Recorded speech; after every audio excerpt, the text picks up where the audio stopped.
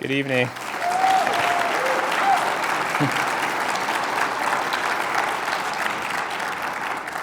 Thank you so much, and special thanks to Patrick Lannan and to Lannan Foundation for bringing us all here together tonight in this beautiful theater, and for the vital work that the foundation does to support Indigenous communities, as well as critical thinking, creative expression, cultural freedom, and civic engagement.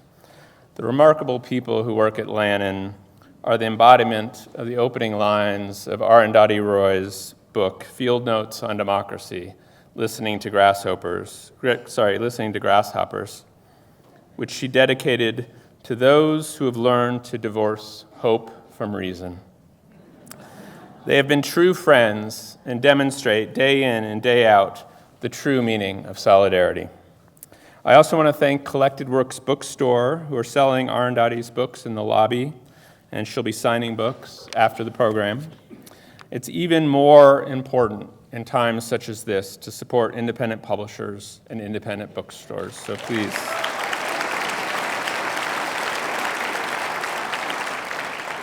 I also want to thank the crew, staff, and stagehands at the Lensic Theater, not only for their work in this beautiful space, but also making it possible for the video feed so that hundreds of people are now watching this in an overflow live cast in another space. I first encountered Lannan Foundation through my friend David Barsamian of Alternative Radio, who's in the audience tonight. And through a series of mishaps that befell us on February 15th, 2001, when David and I drove together for the very first time to meet Arundhati, who was then giving the third memorial Iqbal Ahmed lecture at Hampshire College. And as a result of a few comical misconnections that day, the day of her lecture there, we ended up driving together the next morning to Boston, where she had a flight to catch back to India. David interviewed her in the back seat of the car while I drove. At some point in our conversation about politics, Iqbal Ahmed, Noam Chomsky, and the independent publishing house where I worked at the time, and where we published the books of Chomsky and Ahmed, I shouted over the din of the car that I would love one day to publish the essays of Arundhati Roy. And she looked at me as I was driving, looking in the rearview mirror, and she smiled and said casually, "I'd love that." And it truly was a life-changing moment. I first read Arundhati because of another missed connection. I was living in Providence, Rhode Island, commuting to Boston, and one day I was racing to catch the train back. I missed the train, as I so often did, and had an hour to wait for the next one. So I went to Barbara's Bestsellers in South Station. I don't know if you've ever seen it. And I started looking through the new books and came across a very slim volume that caught my eye called The Cost of Living.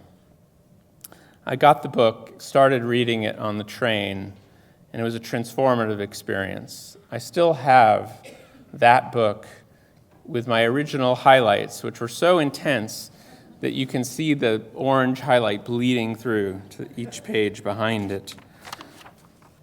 In The Cost of Living, which is now included in her essay collection, The End of Imagination, which I recently had the privilege of publishing with Haymarket Books, and which is available, again, from Collected Works, along with several other nonfiction books that we've published at Haymarket, Arundhati expressed not just my thinking on so many vital issues, war, nationalism, oppression, resistance, but she did so in prose that was electrifying. As truly brilliant writers do, she opened up new horizons of thought and new ways of seeing. Reading her prose, I was reminded of John Keats's poem on first looking into Chapman's Homer. Then felt I like some watcher of the skies when a new planet swims into his ken. Soon after, I turned to her novel, The God of Small Things, and from its opening pages, I was drunk from her language, the power of her storytelling, and the heartbreaking humanity of the people who made up her world. The novel is a work of such imagination and creativity that, as with the plays of Shakespeare, one discovers new layers of meaning each time one rereads it. For those of you who don't recall or haven't yet had the pleasure of reading The God of Small Things, and you must, it opens with an epigraph by John Berger, taken from his 1972 novel, G. Never again will a single story be told as though it were the only one. That profound insight has informed all of her writing, fiction and nonfiction, and it animates her beautiful forthcoming novel, The Ministry of Utmost Happiness. I can't say much about The Ministry of Utmost Happiness, which will be published on June 6th, I'm happy to say, 20 years after the publication of The God of Small Things. Other than that to say, you are all in for an extraordinary experience when you read it, and that it was absolutely worth the wait. And I can also say that if you stick around until the end of our conversation this evening, and if you can all keep a secret, at least until June 6th, Arundhati will read from this stunning new book. In this perilous moment in our collective history, when so many seek to debase language in order to further their self-aggrandizement and their pillaging of the planet, we need writing that defines the contours of power and that charts the possibilities of how we might live differently. And that is why we so urgently and attentively need to listen to and read and reread the work of our speaker tonight, who I'm very honored to welcome to the Lensic Theater stage, Arundhati Roy.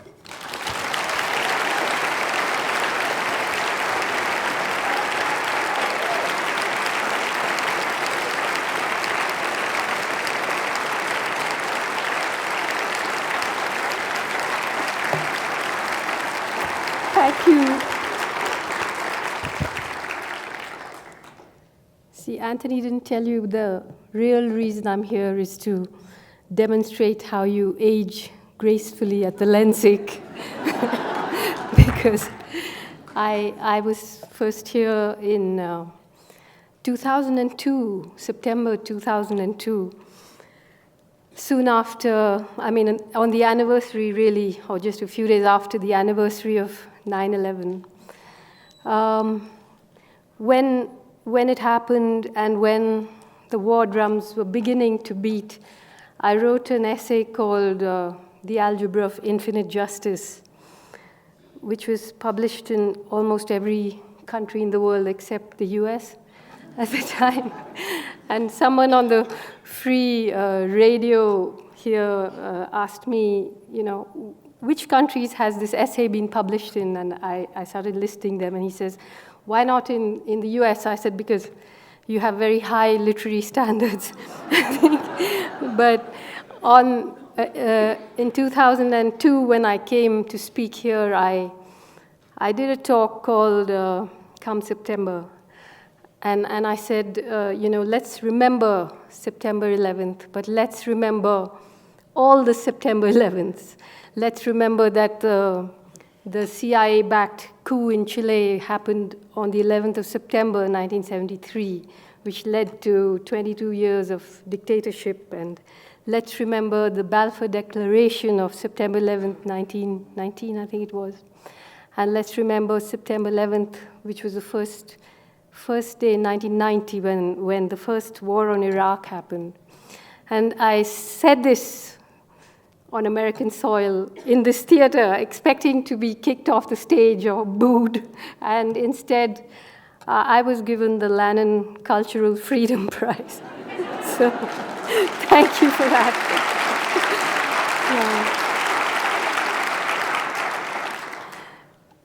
As Anthony said, so I had agreed to do this talk some time ago and somehow didn't realize how consumed and haunted I would be by fiction once again. And so the last few years have been spent inside some kind of cave. I nearly burnt my house down many times because I was not paying attention to what was on the fire. So I'm going to try and just start from the God of small things and just walk through these last 20 years of other kinds of writing before I came back to what I know now to be my true love, which is fiction, to me, a form of prayer. So I'll just start reading little bits from all these books, which I actually wanted to carry on my head and bring in, but and through that, let's see what emerges, because I don't know what will. So this is just a couple of paragraphs from The God of Small Things. In a purely practical sense, it would probably be correct to say that it all began when Sophie Moll came to Imanum. Perhaps it's true that things can change in a day, that a few dozen hours can affect the outcome of whole lifetimes, and that when they do, those few dozen hours, like the salvaged remains of a burned house, the charred clock, the singed photograph, the scorched furniture, must be resurrected from the ruins and examined, preserved, accounted for. Little events, ordinary things, smashed and reconstituted, imbued with new meaning. Suddenly they become the bleached bones of a story. Still, to say that it all began when Sophie Moll came to Imanum is only one way of looking at it. Equally, it could be argued that it actually began thousands of years ago, long before the Marxists came, before the British took Malabar, before the Dutch ascendancy, before Vasco da Gama arrived, before the Zamorin's conquest of Calicut, before 3 purple-robed Syrian bishops murdered by the Portuguese were found floating in the sea with coiled sea serpents riding on their chests and oysters knotted in their tangled beards. It could be argued that it began long before Christianity arrived in a boat and seeped into Kerala like tea from a tea bag, that it really began in the days when the love laws were made, the laws that lay down who should be loved and how much. So that was somewhere towards the beginning of The God of Small Things, which was published in 1997. And of course, as Anthony said, it won the Booker Prize. And at that point of time, I was somehow being celebrated as, I mean, not for the prize I won by some people more than the book I wrote, you know, and I was like being paraded with the new Miss Universe and so on as this global, the emerging global superpowers gift to the world, which was already making me a little uncomfortable. You know, I was on the cover of every magazine and so on. And just the next year, in 1998, the Hindu right-wing nationalist government, which is in power today, actually came to power for the first time. And the first thing it did was a series of nuclear tests. So I was in this position where watching with horror, you know, writers, painters, of course, the general public, editors, everybody just welcoming these tests in this kind of orgy of nationalism. Sometimes you couldn't tell whether they were writing about Viagra or about bombs, you know? and so I was aware that being in such a public position, saying something was, I mean, not saying something was as political as saying something. And so I wrote this essay called The End of Imagination. And within seconds, of course, the fairy princess was kicked off her pedestal. But, and it led to a very long journey into the heart of India. You know, I had decided when The God of Small Things was published, and obviously a lot of, journals and magazines and newspapers from other countries, from England, from here, were asking me to write for them. And I somehow made a decision that I didn't want to be the interpreter of the East to the Western world. You know, I wanted to stay there. I wanted to be a thug in my country. I wanted to intervene. I wanted to write for there. And so it gives me so much pleasure to see all of you here, because it shows that somewhere there is a deep humanity that connects us all, and we don't have to posture and explain things to each other in the least. So I'm going to now read a little bit from The End of Imagination and then tell you how that journey went. This is a section called The Bomb and I. In early May, before the bomb, I left home for 3 weeks. I thought I would return. I had every intention of returning. Of course, things haven't worked out quite the way I had planned. While I was away, I met a friend of mine whom I have always loved for, among other things, her ability to combine deep affection with a frankness that borders on savagery. I've been thinking about you, she said, about the God of small things, what's in it, what's over it, under it, above it. She fell silent for a while, and I was uneasy and not at all sure that I wanted to hear the rest of what she had to say. But she, however, was sure she was going to say it. In this last year, less than a year actually, you've had too much of everything. Fame, money, prizes, adulation, criticism, condemnation, ridicule, love, hate, anger, envy, generosity, everything. In some ways, it's a perfect story, perfectly baroque in its excess. The trouble is that it has or can have only one perfect ending. Her eyes were on me, bright with a slanting, probing brilliance. She knew that I knew what she was going to say. She was insane. She was going to say that nothing that happened to me in the future could ever match the buzz of this, that the whole of the rest of my life was going to be vaguely unsatisfying. And therefore, the only perfect ending to the story would be death, my death. I told my friend there was no such thing as a perfect story. I said in any case, hers was an external view of things, this assumption that the trajectory of a person's happiness, or let's say fulfillment, had peaked and now must trough because she had accidentally stumbled upon success. It was premised on the unimaginative belief that wealth and fame were the mandatory stuff of everybody's dreams. You've lived too long in New York, I told her. There are other worlds, other kinds of dreams, dreams in which failure is feasible, honorable, sometimes even worth striving for, worlds in which recognition is not the only barometer of brilliance or human worth. There are plenty of warriors whom I know and love, people far more valuable than myself, who go to war each day, knowing in advance that they will fail. True, they are less successful in the most vulgar sense of the word, but by no means less fulfilled. The only dream worth having, I told her, is to dream that you will live while you're alive and die only when you're dead. Which means exactly what?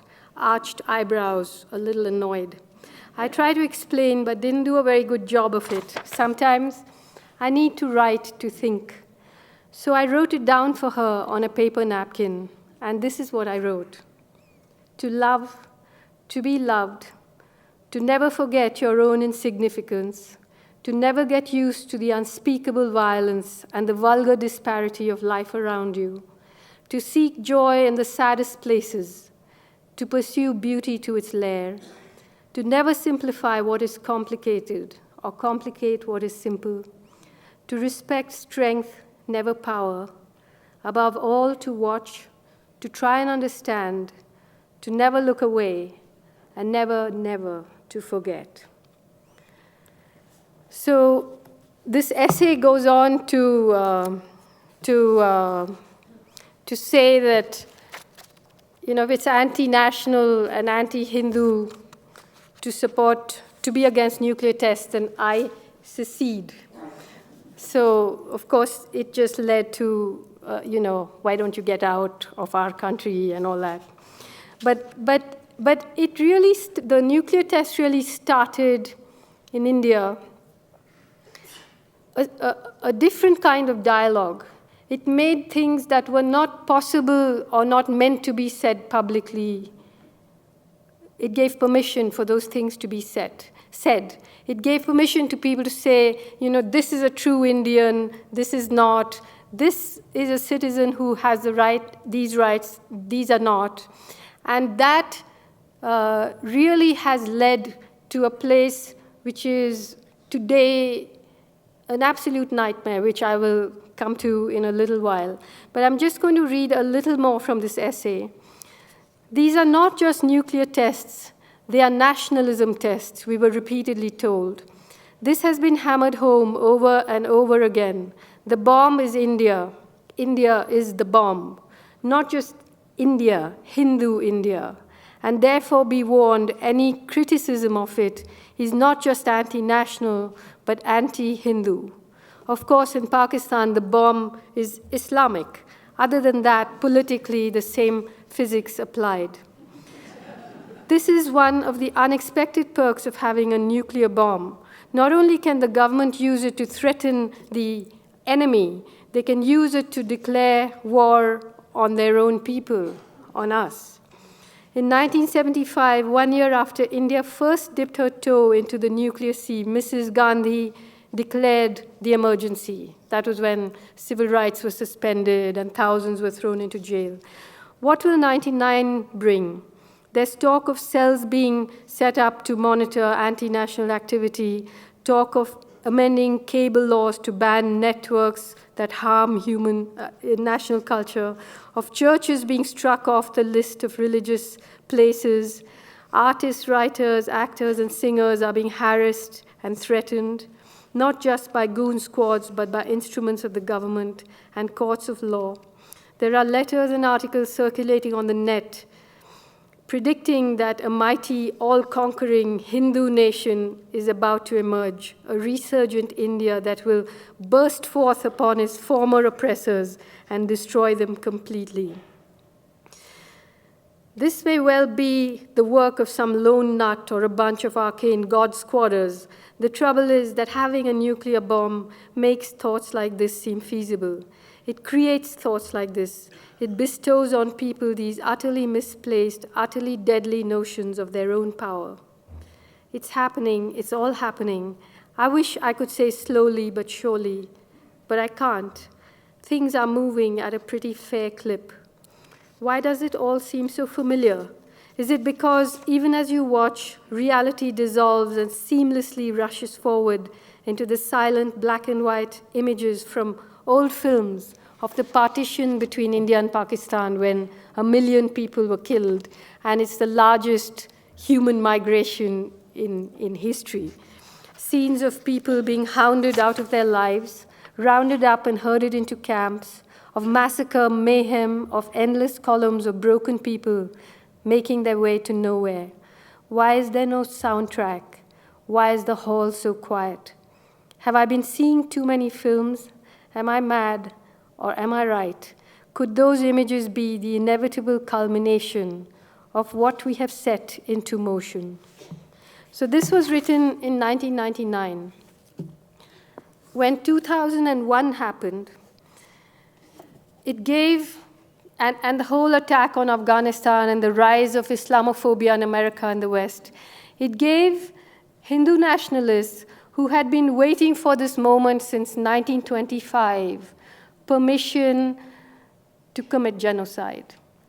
So in 2002 February, a train carrying Hindu pilgrims in a station called Godra, Hindu pilgrims who were returning from, from the site where a Muslim old 14th century mosque had been destroyed, and they were going to rebuild it. And these pilgrims were returning to their home in Gujarat, and the train was stopped, and a coach was set on fire, and 58 Hindu pilgrims were burned to death. Now, nobody even today knows who set that train on fire. All the inquiries say that the fire was started inside the train. But within days, there was a massacre in the state of Gujarat where Muslims were burnt alive, women were raped, gang raped and killed. A horrible story of Ehsan Jafri, a former MLA, in whose house about 60 or 70 people sheltered, thinking he's an MLA, so at least we'll be saved. Ehsan Jafri made 200 phone calls to the chief minister, to the prime minister, to the police. The mob gathered around, the police watched, and he came down to beg people to let him, he says, kill me, but let the women and children go. They cut off his hands and legs and dragged his body around his own house with a trident, which is their symbol. And then they killed all 60 people, they raped the women, and that was one incident that happened. Thousands of people were moved to refugee camps. And the chief minister of Gujarat was a man called Narendra Modi, who you might know now. And he belongs to an organization called the RSS, which stands for the Rashtriya Swayam Sevak Sangh, whose founders were great fans of Mussolini and Hitler, who have written saying that the Muslims of India ought to be treated like the Jews of Germany. And after that massacre, he was voted to power again 4 times. And then when he campaigned for prime minister in 2014, Reuters asked him if he regretted what had happened in Gujarat. And he said, even if a dog came under the wheels of my car, I would regret it. So we are living in that moment now, but now to rewind to the 90s. I'm talking about India, but I'm sure you will all recognize what I'm saying here. Because we're talking about a situation in 1990, early 1990, at the end of the war, when the Soviets fell in Afghanistan and the world became a unipolar world. In India, which had so far been a non-aligned country, suddenly became completely aligned and started saying it was a natural ally of Israel and the US. And 2 things happened. As I say often when I speak in India, 2 locks were opened. One was the lock of this old 14th century mosque called the Babri masjid.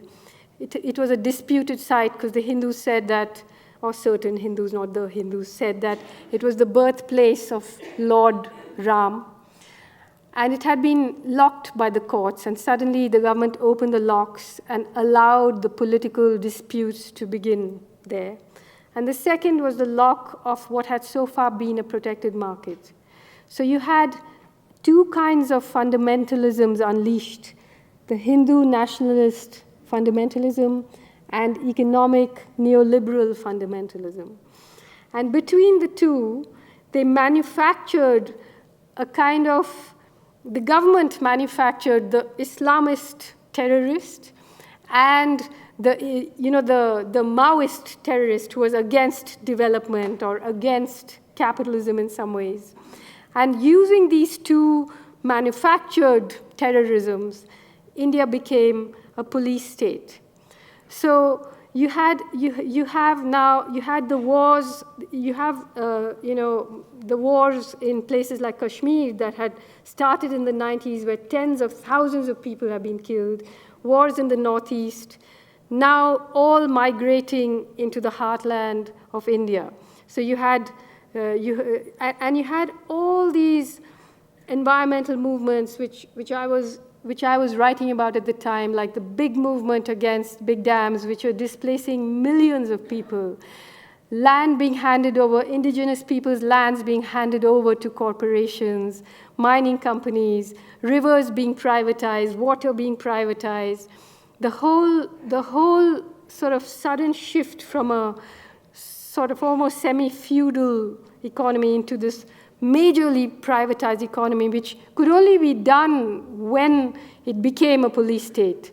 And so how they used these tropes to militarize.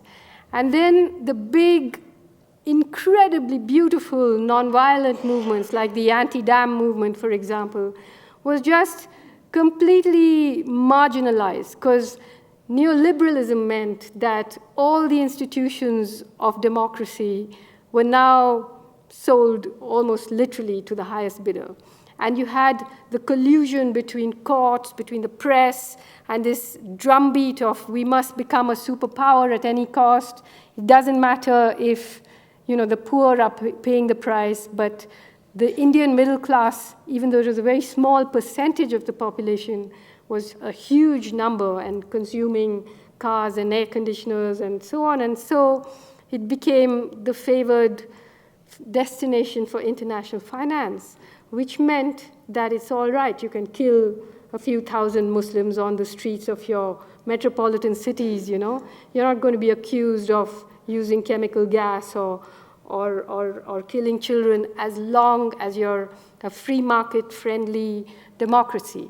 And this is, and more corporates were putting their money behind Mr. Modi and the BJP and so on. And so as everything became more militarized, the resistance too became militarized in some ways, because you have the Indian state and many of the Indian establishment, journalists, academics, Gandhians, everybody's preaching nonviolence, while the state is becoming increasingly violent.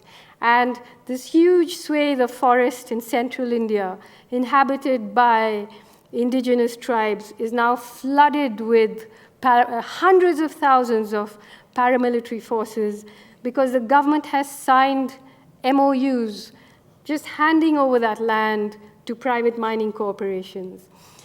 And so there's an armed resistance in the forest, a Maoist armed resistance, a guerrilla army grows there, mostly people by indigenous tribal people. 50% of the armed soldiers are women. A lot of the reason that they join the army join the guerrilla army is because they have watched their mothers and sisters and friends being raped. They watched their villages being set on fire. And yet, in the television studios, they are constantly being called terrorists. The government announces something called Operation Green Hunt to wipe out the Maoists. And so I went in there and I spent some weeks walking with the comrades, and I'll read you a little bit from there.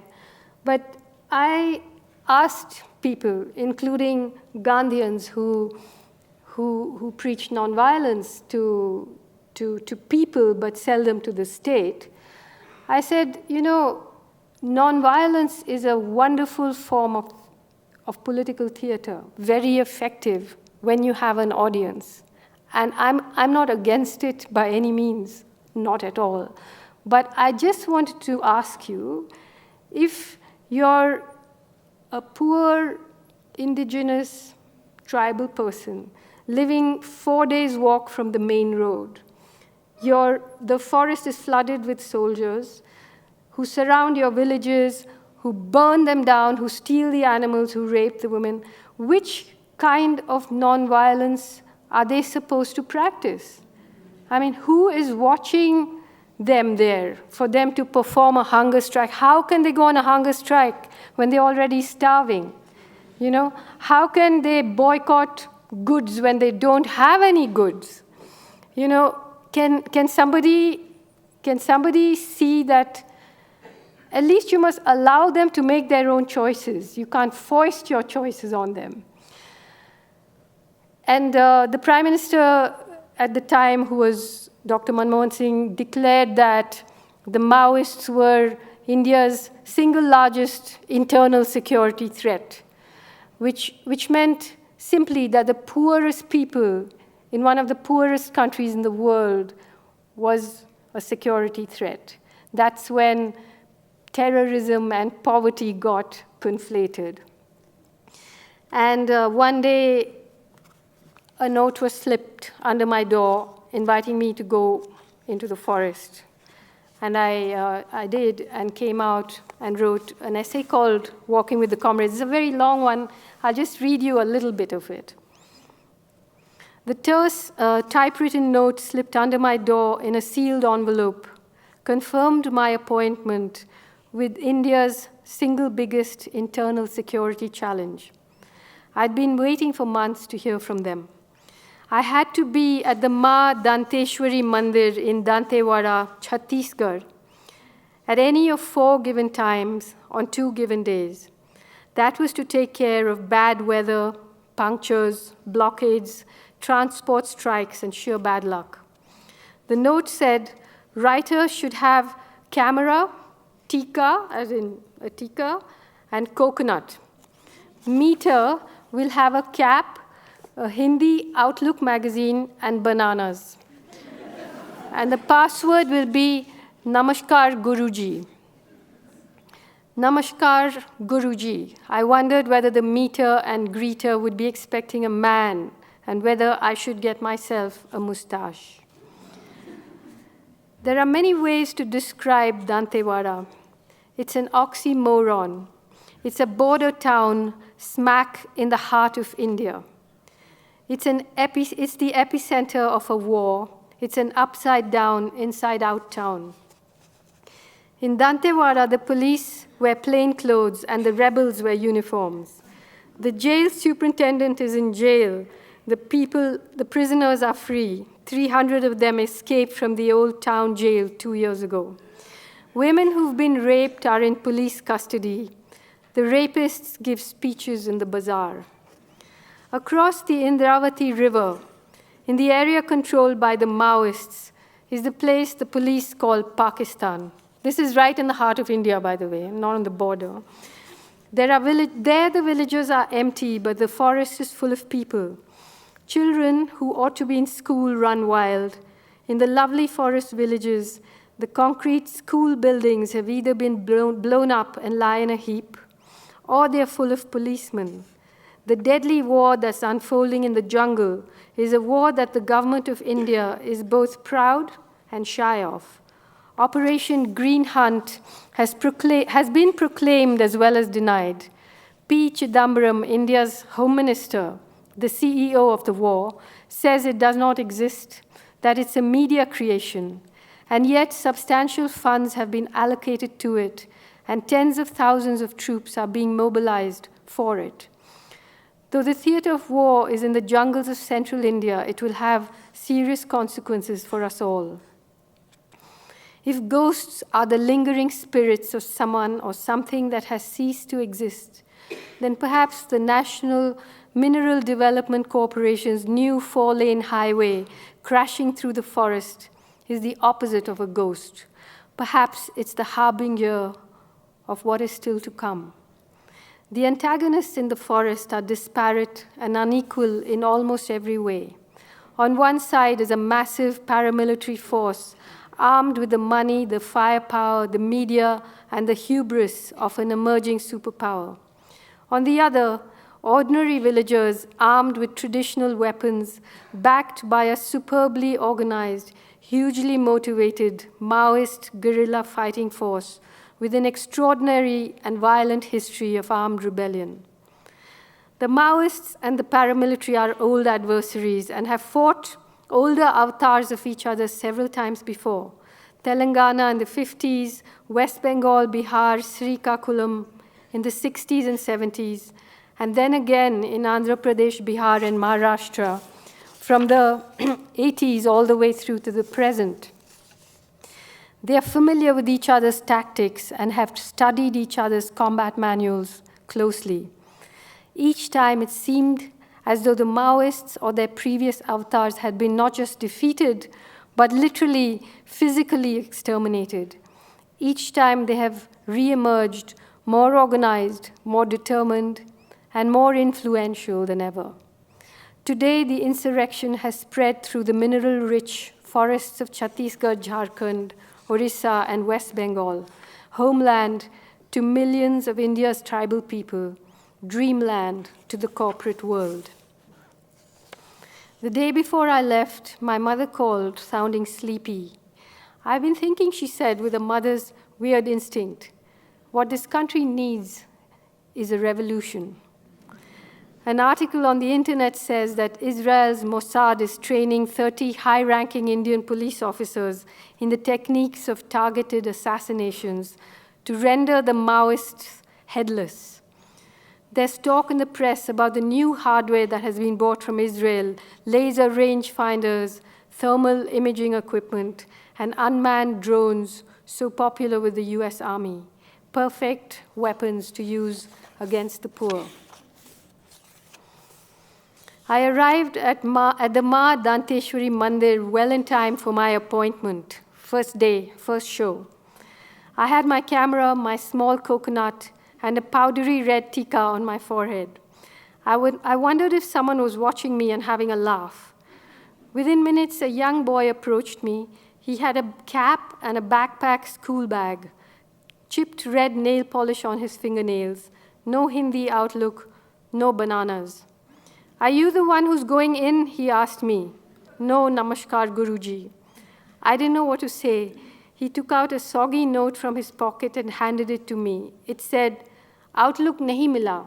Couldn't find Outlook. And the bananas? I asked him. "I ate them," he said. "I got hungry." He really was a security threat. His backpack said, "Charlie Brown, not your ordinary blockhead." He said his name was Mangtu. I soon learned that Dandakaranya, the forest I was about to enter, was full of people who had many names and fluid identities. It was like balm to me, that idea. How lovely not to be stuck with yourself, to become someone else for a while. We walked to the bus stand, only a few minutes away from the temple. It was already crowded. Things happened quickly. There were two men on motorbikes. There was no conversation, just a glance of acknowledgement, a shifting of body weight, the revving of engines. I had no idea where we were going. We passed the house of the superintendent of police, which I recognized from my last visit. He was a candid man, the superintendent. "See, ma'am, frankly speaking, this problem can't be solved by us police or military. The problem with these tribals is they don't understand greed. Unless they become greedy, there's no hope for us. I have told my boss, remove the force and instead put a TV in every home. Everything will be automatically sorted out." In no time at all, we were riding out of town. No tail. It was a long ride, 3 hours by my watch. It ended abruptly in the middle of nowhere on an empty road with forest on either side. Mangtu got off. I did too. The bikes left, and I picked up my backpack and followed the small internal security challenge into the forest. It was a beautiful day. The forest was a carpet of gold. In a while, we emerged on the white sandy banks of a broad, flat river. It was obviously monsoon-fed, so now it was more or less a sand flat, at the center a stream, ankle-deep, easy to wade across. Across was Pakistan. "Out there, ma'am," the candid policeman had said to me, "my boys shoot to kill." I remember that as we began to cross. I saw us in a policeman's rifle sights, tiny figures in a landscape, easy to pick off. But Mangtu seemed quite unconcerned, and I took my cue from him. This is a long essay. I'll just read like a paragraph more, just to give you a sense of how it was inside. "We're moving in single file now, myself and 100 senselessly violent, bloodthirsty insurgents. I looked around at the camp before we left. There are no signs that almost 100 people had camped here, except for some ash where the fires had been. I cannot believe this army. As far as consumption goes, it's more Gandhian than any Gandhian and has a lighter carbon footprint than any climate change evangelist. But for now, it even has a Gandhian approach to sabotage. Before a police vehicle is burnt, for example, it is stripped down and every part is cannibalized. The steering wheel is straightened out and made into a bharmar barrel, the Rexine, that's a indigenous homemade gun. The pouches, the battery for solar charging, the new instructions, the upholstery is stripped and used for ammunition pouches, and the battery for solar charging. The new pouches, the new instructions from the high command are that captured vehicles should be buried, not cremated, so that they can be resurrected when needed. Should I write a play, I wonder? Gandhi, get your gun. Or will I be lynched? We're walking in pitch darkness and dead silence.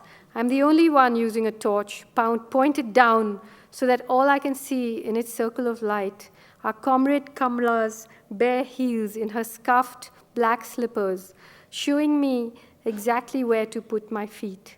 She was like a 17-year-old girl who had joined the guerrilla army because she had seen her village being burnt and she had seen her friends being raped by policemen.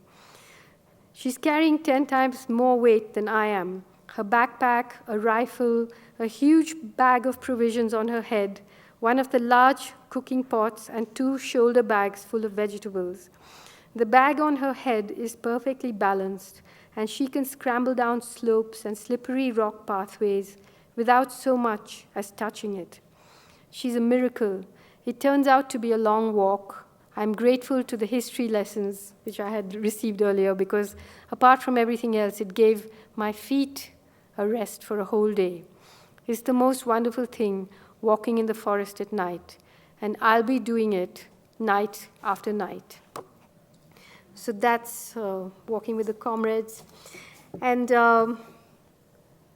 so now I just wanted to talk conceptually about something, which is that when I was inside the forest, as I told you, half the armed guerrillas were women. There was an organization called Krantikari Adivasi Mahila Sangathan, which means a revolutionary indigenous women's organization, fighting against these corporate land grabs and so on, which had tens of thousands of members. When I was in the, writing about the anti-dam movement, people at the front of it were all women. For example, once the government went and dumped a lot of stone on a farmer's land, like 10 truckloads of stone. Hundreds of women spent a day picking up that stone and dumping it in the collector's office yard. And they said, next time you do it, it'll be in your house. So, there are these radical movements with women at the front of it. And yet, no feminist organization acknowledges them as feminist. These are women fighting for livelihood, fighting for land, fighting for life itself. And you begin to wonder, why is it? Who has decided what a feminist is? And then when I began to look at what is this whole free market about? Why is it always accompanied by so much violence? We all have learned a lot about the wars of capitalism, yes, and the wars of communism, we know that. And the overt violence of it is well known. But I began to be intrigued by the benevolence, How have they co-opted our imaginations? And then I began to look at how capitalism's benevolence is almost as dangerous as its violence. And I began to look at the work of organizations like Rockefeller, like the Ford Foundation. And what emerges is really something very, very interesting and very important for us to understand. You know, how they've unleashed this army of NGOs into the world, how they have designed the pedagogy, how they have turned everything into identity politics, where even poverty is just an identity, you know? How they have NGOized the feminist movement so that anything is acceptable as long as you don't question economic hegemony. And that is, they have done that. They have done that. I'll just read like a little bit before I end. They've done that I want to just read about NGOs, you know. And when I say foundations, I do not mean the Lannan Foundation. No. I mean corporate-funded foundations.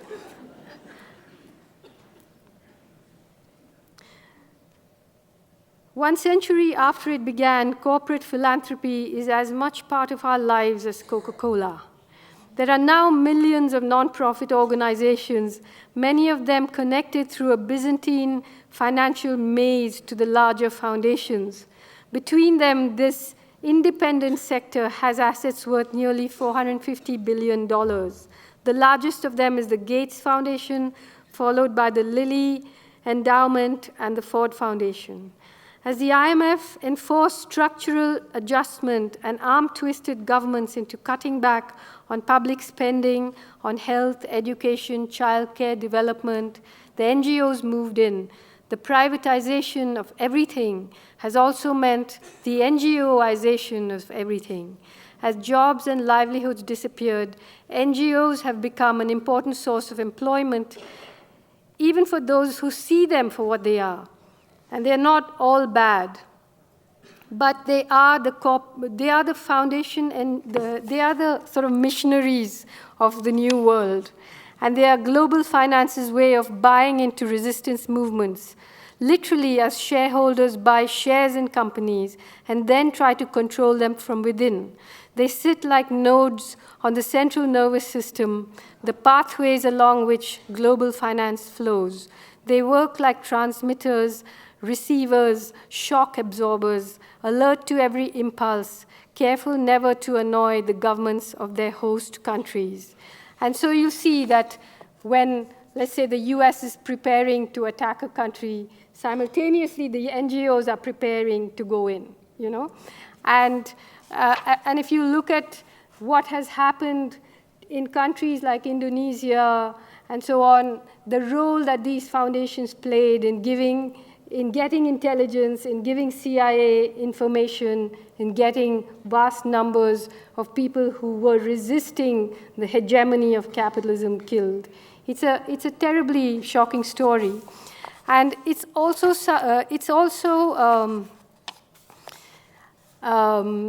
how it has diffused movements, you know, like the civil rights movement in the US, like the anti-apartheid movement in South Africa, how it has pitted people against each other.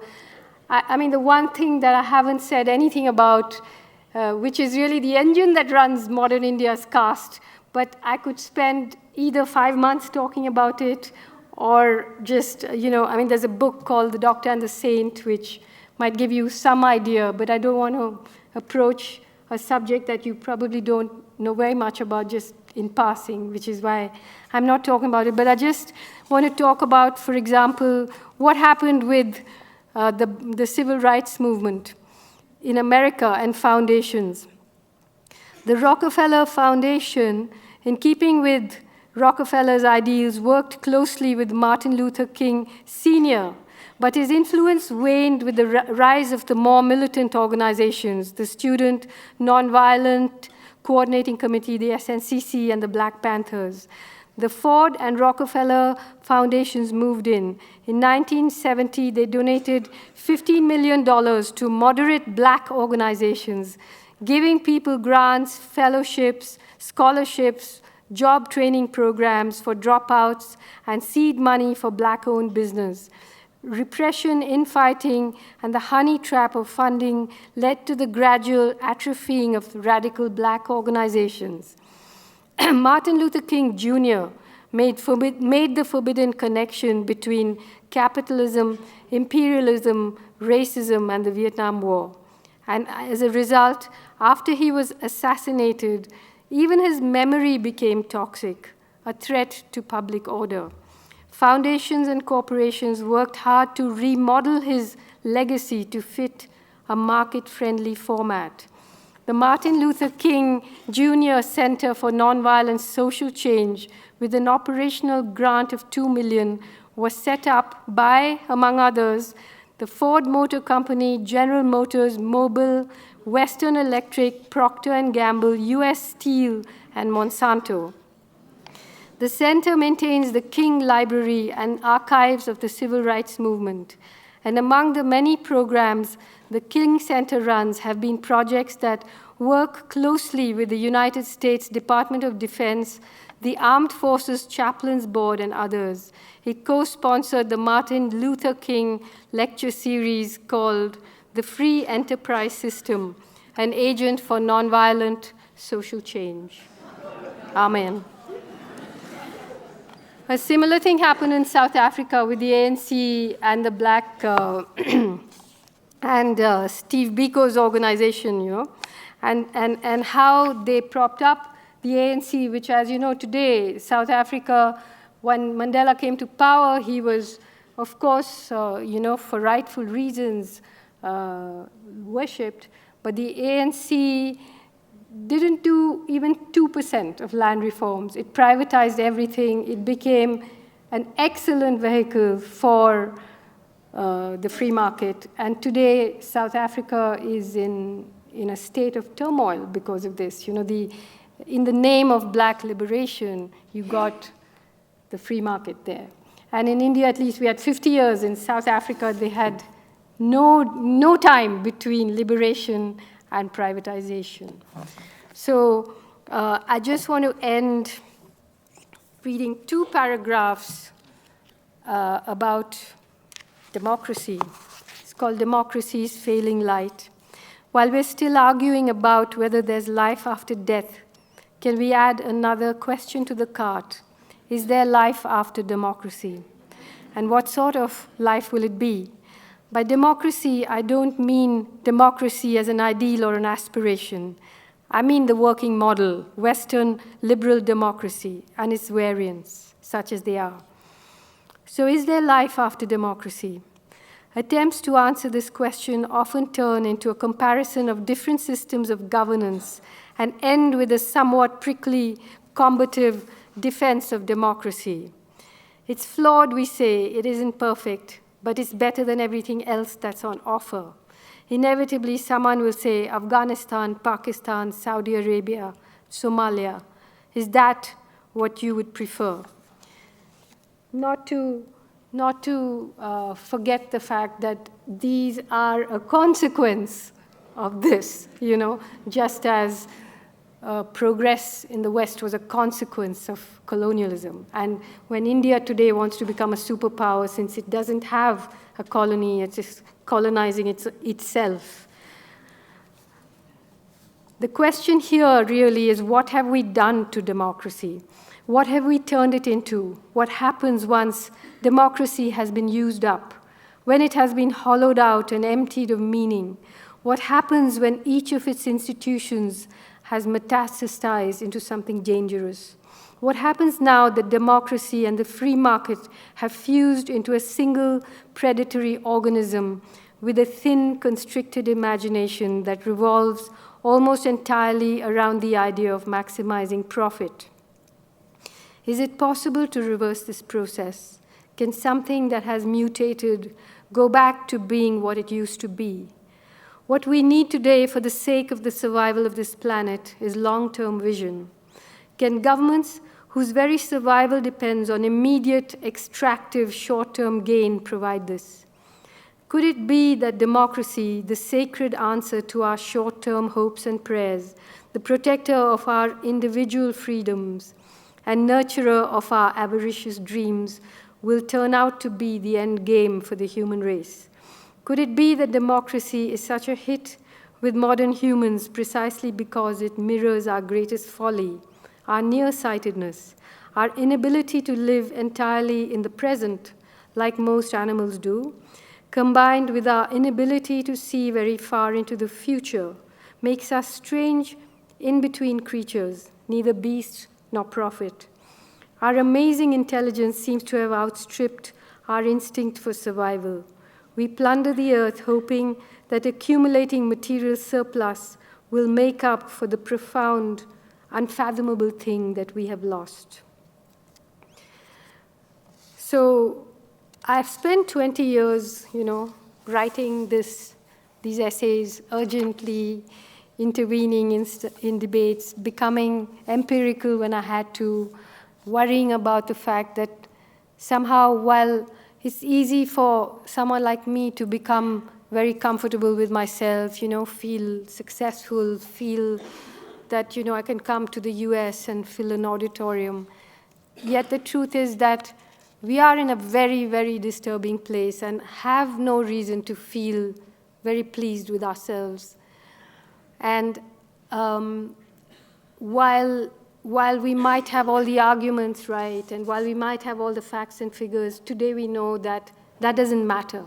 That doesn't matter because we are pushed against the wall, and there's a different kind of brain operating, and I feel that as a writer, I did feel when I was writing the Ministry of Utmost Happiness that somehow we need to win the battle of the spirit, the battle of the heart. We are so worried about being correct, so divided, so, the sort of silos in which we've caught ourselves in, being pure, being correct, being so critical of each other to the point where, we are less critical of the establishment than we are of our own comrades. So I turned back to poetry, to fiction for this reason, too. I mean, not that I had a choice, it just arrived and colonized me, but as a writer, as a fiction writer, I've often wondered whether the attempt to always be precise, to try and get it all factually right, somehow reduces the epic scale of what is really going on. Does it eventually mask a larger truth? I worry that I'm allowing myself to be railroaded into offering prosaic, factual precision when maybe what we need is the feral howl or the transformative power and real precision of poetry. Something about the cunning, Brahmanical, intricate, bureaucratic, file-bound nature of governance and subjugation seems to have made a clerk out of me. My only excuse is to say that it takes odd tools to uncover the maze of subterfuge and hypocrisy that cloaks the callousness and the cold, calculated violence of the world's favorite new superpower. As resistance goes, this isn't enough, I know. But for now, it's all I have. Perhaps someday it will become the underpinning for poetry and for the feral howl. But I do think it's time for the feral howl. We've won the arguments, but we've lost the battle. But we've got to rise. Thank you.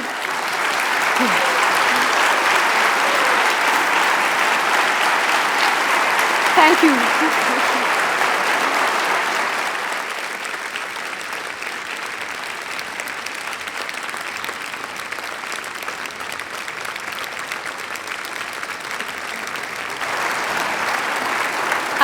I'll be back. Back very soon. Thanks.